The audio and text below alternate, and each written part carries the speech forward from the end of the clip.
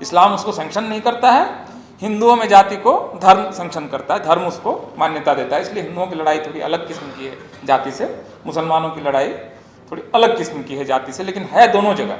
किसी भी समस्या को एक तरह से अप्रोच नहीं करता है। ये सारे मुसलमान बीजेपी के खतरे को एक तरह से अप्रोच करें, ये संभव नहीं है। जो इलीट है उसने अपने रास्ते चुन लिए हैं। मतलब सावरकर का हिंदुत्व तो बहुत अलग तरह का हिंदुत्व है, वो वाला हिंदुत्व है जो इस समय देश में शासन कर रहा है। इसको एक आदिवासी को राष्ट्रपति भवन पर बैठाने में भी समस्या नहीं है, वो 26 ओबीसी मिनिस्टर्स बनाने में भी उसको समस्या नहीं है, ओबीसी कमीशन को संवैधानिक दर्जा देने में भी प्रॉब्लम नहीं है। उसको एक दुश्मन चाहिए और उसके खिलाफ उसको एक ब्रॉड यूनिटी बनानी है। जो विराट हिंदू होगा वो राज करेगा और उसका जो मुकाबला है वो मुख्य रूप से मुसलमानों से और थोड़े बहुत क्रिश्चियन से होगा। जो उनकी हिंदुत्व वाली किताब है इसको आप लोग देख सकते हैं। इस बार की जो बहस है ये भारतीय गणराज्य के प्रधानमंत्री ने शुरू की है। ऐसा नहीं है कि पसमानदा की बहस कोई उन्होंने बीजेपी या आरएसएस से आई है। ये बहस बुनियादी तौर पर पसमानदा के अंदर से आई है और ये सवाल बहुत सारे और मोरल और पॉलिटिकल स्पेक्ट्रम से आते हैं, लेकिन इस बार वाली बहस तो वहाँ से आई है। इसलिए दो तरह से इस पूरे मामले को मेरे ख्याल से अप्रोच करना चाहिए, क्योंकि भारतीय राजनीति का एक बहुत महत्वपूर्ण सवाल है पसमानदा का सवाल, और ये भारतीय राजनीति की दिशा को भी निर्धारित कर सकता है। ये कहते हुए मैं जिस ओर आपका ध्यान आकृष्ट करना चाहता हूँ ये कि इस समय की जो पॉलिटिक्स है, इस समय की जो राजनीति है, उसकी जो सेंट्रल थीम है वो हिंदू मुस्लिम बाइनरी है। और यहीं पर खड़ा होकर एक पॉलिटिकल पार्टी या एक विचार इस समय देश की सत्ता में है। जो बुनियादी तौर पर जो आइडिया है वो सावरकर का आइडिया है कि जो विराट हिंदू होगा वो राज करेगा और उसका जो मुकाबला है वो मुख्य रूप से मुसलमानों से और थोड़े बहुत क्रिश्चियन से होगा। जो उनकी हिंदुत्व वाली किताब है इसको आप लोग देख सकते हैं। उसी थॉट का विस्तार है इस समय की बीजेपी आरएसएस जो इस समय देश पर राज कर रही है। तो जो सेंट्रल थीम है अगर इस समय देश में जो पॉलिटिक्स है, पॉलिटी है, उसका हिंदू मुस्लिम बाइनरी का प्रश्न, हिंदू मुस्लिम द्वैत का प्रश्न, हिंदू और मुस्लिम के बीच के फिशर्स और उसके बीच के कॉन्ट्रडिक्शंस को का इस्तेमाल करके एक पार्टी इस समय जब देश में शासन कर रही है और बाकी दूसरे सवालों को किनारे की हुई है, उस समय उस पार्टी के शिखर पर बैठा हुआ व्यक्ति जब ये कहता है कि इस पर पसमानदा के सवालों को हम उठाएंगे, तो फिर बहुत सारे सवाल खड़े होते हैं कि आखिर इरादा क्या है, चाहते क्या हो। आपने ये वाली पॉलिटिक्स तो की नहीं थी। अभी तक तो आपकी पॉलिटिक्स थी कि जो जिनकी मातृभूमि पितृभूमि सब कुछ भारत है, जिनके धर्म का केंद्र भारत से ओरिजिन जिन धर्मों का भारत से हुआ है, जिनकी ये पुण्य भूमि भी है, वो भारतीय या हिंदू हैं, वो विराट हिंदू हैं। उसके बीच के आपसी कॉन्ट्रडिक्शंस को हम धीरे धीरे कम करेंगे।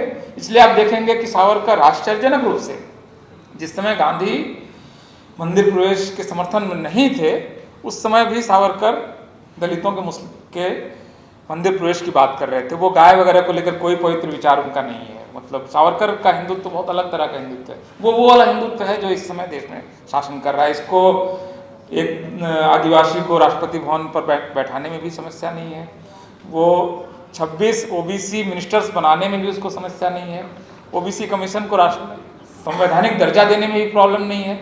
उसको एक दुश्मन चाहिए और उसके खिलाफ उसको एक ब्रॉड यूनिटी बनानी है। ये उसका फ्रेम है, ये इस समय की पॉलिटिक्स का फ्रेम है। तो ऐसे समय में अगर भारत के प्रधानमंत्री पसमानदा का सवाल उठा रहे हैं तो ये जानना बहुत जरूरी है कि वो क्या चाहते हैं, और यहाँ से आप अपनी वैचारिक जो भी जर्नी आप करना चाहें वो कर सकते हैं। देखिए, पसमानदा के सवाल को मैं दो तरह से अप्रोच करता हूँ। एक तो मोरल क्वेश्चन है कि क्या हो, मतलब जो समाज किसी भी स्ट्रक्चर में, किसी भी रिलीजियस स्ट्रक्चर में पीछे रह गया, उसके साथ क्या होना चाहिए।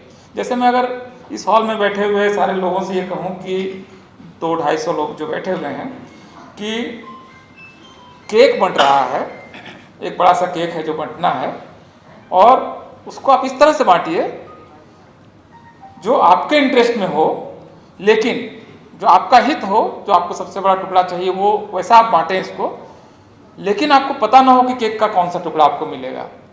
तो इसमें हर व्यक्ति यही करेगा, हर कोई भी आदमी यही करेगा कि केक को बराबर बराबर बांटने की कोशिश करेगा, ताकि उसको एक न्यायिक रूप से जो सही टुकड़ा है वो मिल जाए। क्योंकि उसको पता नहीं है कि अगर मैं बड़ा या छोटा बांटूं तो छोटा टुकड़ा अगर मेरे हिस्से आ गया तो।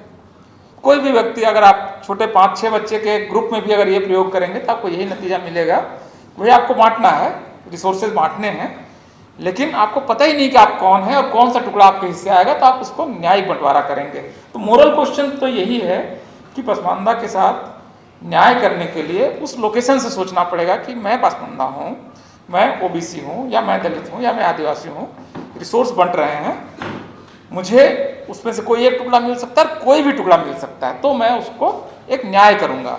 तो मोरल तरीके से तो मुझे लगता है कि जो इस डॉक्यूमेंट में आया है, जो प्रश्न उठाए गए हैं, मैं उनसे पूरी तरह से सहमत हूँ। और इसको मैं इसलिए सही मानता हूँ क्योंकि मोरली वो सही क्वेश्चन है। जैसे कि एससी के अंदर मुसलमानों की कुछ जातियों को शामिल करना एक मोरली सही क्वेश्चन है। उनके नौकरी का जो सवाल है उसमें प्राथमिकता का सवाल है, बिल्कुल मोरल क्वेश्चन है। बैंक लोन में उनको हिस्सा मिलना चाहिए, बिल्कुल मोरल और सही न्यायिक क्वेश्चन है। ये सारा कुछ होना चाहिए। ये तो आपका न्याय प्रिय व्यक्ति के लिए इस मामले में सोचने के लिए कोई दूसरा रास्ता नहीं है कि पसमानदा को आज तक जो मिला है वो पर्याप्त नहीं है और इससे ज़्यादा मिलना चाहिए। यहाँ पर आपको मोरल को लेवल पर, नैतिक लेवल पर आपको कोई दुविधा किसी को नहीं होगी अगर वो व्यक्ति एक मोरल व्यक्ति है तो। लेकिन इसके साथ एक और दूसरा लेयर है और वो लेयर पॉलिटिक्स का है। इसमें जब मैं इस प्रश्न को देखता हूं तो मुझे लगता है कि अगर नरेंद्र मोदी जो पॉलिटिक्स कर रहे हैं, बीजेपी के जो पॉलिटिक्स कर रहे हैं, वो अगर पूरे मुस्लिम समुदाय पर हमलावर हैं, उनके अंदर की सुरक्षा की भावना को वो खत्म करते हैं, उनकी पॉलिटिक्स में एक व्यक्ति जो लिंचिंग करता है उसको माला पहनाया जा सकता है और उसके बावजूद वो केंद्रीय मंत्री बना रह सकता है, उनके प्रवक्ता बहुत अनाप शनाप बोलते हुए भी उनकी गिरफ्तारी नहीं होती है। ऐसे समय में क्या एक समाज के अंदर के आपसी न्याय के प्रश्न को उठाया जा सकता है? इसलिए मुझे लगता है कि नरेंद्र मोदी इस मामले में गंभीर नहीं है। अगर वो पसमानदा के सवालों को चाहते हैं कि न्याय हो, जो कि उनको चाहना चाहिए, भारत में एक ही प्रधानमंत्री होगा ना, अगर मैं उनसे नाराज भी हूँ, वोट नहीं भी दिया हूँ, तो एक ही प्रधानमंत्री है, न्याय तो उन्हीं को करना चाहिए, हम उन्हीं की तरफ देखेंगे, डिमांड उन्हीं से उठेगी। तो ऐसे समय में अगर वो चाहते हैं कि पसमानदा के सवाल उठें, तो इसकी एक बुनियादी शर्त, शुरुआत, पहला स्टेप, आप इस असुरक्षा के माहौल को, इस सांप्रदायिक तनाव के माहौल को, और खास करके आपके प्रवक्ता, आपका प्रशासन चुन चुन कर अगर बुलडोजर चलाएगा तो आपको हम मानेंगे कि आप दरअसल झूठ बोल रहे हैं। पसमानदा सवाल पर आपको न्याय नहीं करना। अगर आप सांप्रदायिक सौहार्द बनाने का जो आपका एक कॉन्स्टिट्यूशनल आप पर ओनस है, जिम्मेदारी है, उस बेसिक प्री रिक्विजिट को पूरा किए बगैर अगर आप चाह रहे हैं कि पसमानदा के सवालों को आप उठाएंगे और वहाँ से कुछ वोट ले लेंगे या मुसलमानों के अंदर मतभेद पैदा कर देंगे, तो ये नहीं होगा। जब बाहर से हमला होता है तो कोई भी कम्युनिटी, कोई भी कौम या कोई भी जाति एकजुट होती है और उस समय भूलती भी है कि हमारे ऊपर एक्चुअली शोषण या हमारा हक कौन मार रहा है। ये सवाल तब उठता है। ये शांति काल के प्रश्न है, ये शांति काल के प्रश्न हैं। और अगर प्रधानमंत्री सचमुच चाहते हैं कि पसमानदा के साथ न्याय हो, जो कि उनको चाहना चाहिए, तो उनको शुरुआती तौर पर एक घोषणा करनी चाहिए, या वो पार्टी के अंदर करें, वो आरएसएस के जरिए करें, किसी भी तरह से करें, कि हम बहुत मुसलमानों को आपको एक्स्ट्रा कुछ देने वगैरह की जरूरत नहीं है, आप उसको एक समभाव रखें, बस इतना काफ़ी है कि तो ठीक है, अगर आप बुलडोजर चला रहे हैं सब पे चलाइए ना। फिर अगर आप एक मुस्लिम युवक को एक बयान या एक ट्वीट के लिए 2 साल जेल रखना चाहते हैं तो आप सबको रखिए। अगर यही न्याय है तो न्याय कीजिए, एक्स्ट्रा कुछ डिमांड नहीं है। तो ये चूँकि नहीं हो रहा, इसलिए मैं प्रधानमंत्री के इस इनिशिएटिव को बहुत गंभीर इनिशिएटिव नहीं मानता हूँ। लेकिन जाहिर है कि वो इसमें कुछ तो करना चाह रहे हैं, मतलब वो ऐसे पागलपन में कुछ भी बोल दिया गया बयान नहीं है, बहुत सुचिंतित और एक बयान है। वो निश्चित रूप से कोशिश कर रहे हैं कि क्योंकि हिंदू ओबीसी के अंदर और हिंदू दलित जो हैं, जिसको दलित हिंदू दरअसल नहीं भी है लेकिन अब आर्य समाज वगैरह के 100 साल के प्रयास के बाद वो हिंदू फोल्ड के अंदर है, उसके अंदर चूँकि कुछ मतभेद पैदा हुए हैं और वो अपने सवालों को लेकर ज़्यादा मुखर है, तो उनकी जो ब्रॉड हिंदू यूनिटी है उसमें कुछ क्रैक्स हैं।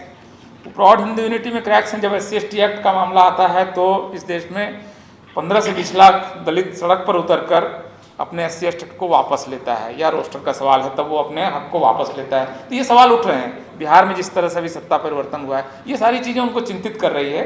ऐसे समय में मुसलमानों को एकजुट होकर वोट देने की जो एक प्रवृत्ति रही है इंडियन पॉलिटिक्स में, ये उनको शायद चिंतित कर रहा है। और यहाँ पर वो शायद कुछ फॉल्ट लाइन्स तलाशने की कोशिश कर रहे हैं, लेकिन बहुत सावधान रहने की ज़रूरत है, अपने सवालों को बहुत गंभीरता से उठाने की ज़रूरत है, और पसमानदा हित के सवालों को बिल्कुल नहीं छोड़ना है। इस वजह से ये डर नहीं होना चाहिए कि इससे मुसलमानों की एकता टूट जाएगी।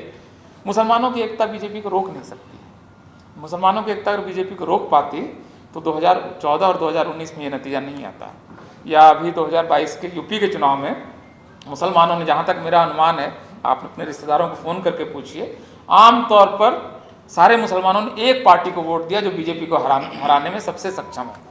क्या इससे बीजेपी रुक रही है? क्या ये मॉडल चल पाएगा? मतलब ये सवाल उठाना कि पसमानदा के सवालों को उठाएंगे तो मुसलमान बंट जाएंगे और बीजेपी आ जाएगी, तो बीजेपी आ चुकी है, आपके एकजुट होने के बावजूद आ चुकी है। आपका एकजुट होना बीजेपी को नहीं रोक सकता है। मतलब ऐसे 8 चुनाव 10 चुनाव के बाद अब तो आप समझिए कि नहीं रोक सकते भाई। आपकी एकजुटता बीजेपी कैसे रोक सकती है? 78% हिंदू है इस देश में, आपकी एकजुटता 14%, मान लीजिए 15%, सारे लोग वोट डालने जाते हैं, मान भी लीजिए। एक तो वोटर लिस्ट वगैरह में बदमाशी वगैरह अलग खेल है, इसके बावजूद मान लीजिए 14% मुसलमान एकजुट होकर उस पार्टी को वोट डालते हैं जो बीजेपी को हरा सकता है। क्या ये मॉडल काम कर रहा है? किसी एक कंस्टिट्यूंसी में नहीं काम कर सकता है। रामपुर हार गया, मतलब रामपुर में बीजेपी जीत गई, मतलब कहाँ का, मतलब क्या बात कर रहे हैं? कि ये नहीं चल सकता, ये मॉडल फेल है। इसलिए पसमानदा सवाल उठाए जाने चाहिए। इससे मुसलमानों को इसका कोई अहित नहीं होने वाला है। ओबीसी के सवालों को उठाने से हिंदुओं को क्या बिगड़ गया है? तो धर्म के अंदर आपसी जो अंतर्विरोध हैं, ये सवाल उठाए जाने चाहिए, और बहुत अलग अलग तरह से अप्रोच कर रहे हैं। इस समय मैं बताऊं, सांप्रदायिक तनाव का माहौल है ना। मैं ऐसे एक व्यक्ति को जानता हूं जो बहुत बड़े पद पर हैं, और जब पहली लिंचिंग वगैरह शुरू हुई तो मेरी मतलब मॉर्निंग वॉक वगैरह टाइप की दोस्ती है, तो उन्होंने कहा कि मैं अपने बेटे को बॉस्टन भेज दूँगा।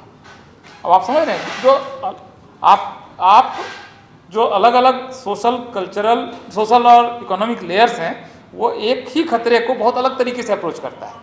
उन्होंने अपने बच्चे को बॉस्टन भेज दिया, अमेरिका भेज दिया कि यहाँ पर लिंचिंग वगैरह माहौल ठीक नहीं लग रहा है। अब ये इस तरह से, तो इसलिए कोई समाज किसी भी समस्या को एक तरह से अप्रोच नहीं करता है। ये सारे मुसलमान बीजेपी के खतरे को एक तरह से अप्रोच करें, ये संभव नहीं है। जो इलीट है उसने अपने रास्ते चुन लिए हैं, तो बाकी जो नॉन इलीट्स हैं वो भी अपने ढंग से चीज़ों का अप्रोच करें उसको।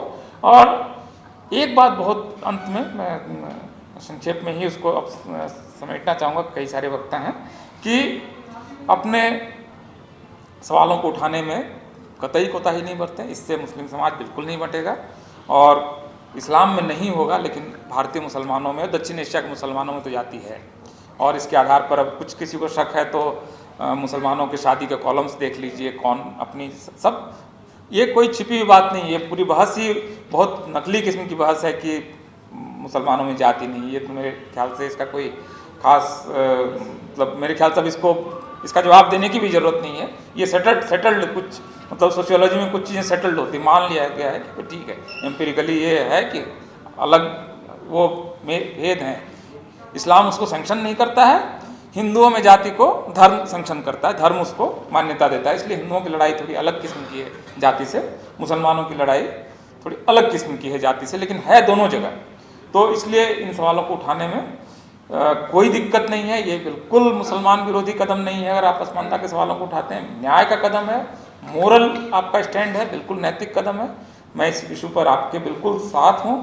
हालांकि व्यक्ति के तौर पर हम लोगों की इतनी क्षमता है, मुझे ऐसा कुछ मतलब बहुत बड़ा कुछ समर्थन से कुछ हो जाएगा ऐसा नहीं है, लेकिन इस समय के बाकी जो डेमोक्रेटिक आंदोलन है, सवाल है, उनके साथ पसमानदा को उसी तरह से एकजुट होना चाहिए जिससे बाकी समाज एकजुट है।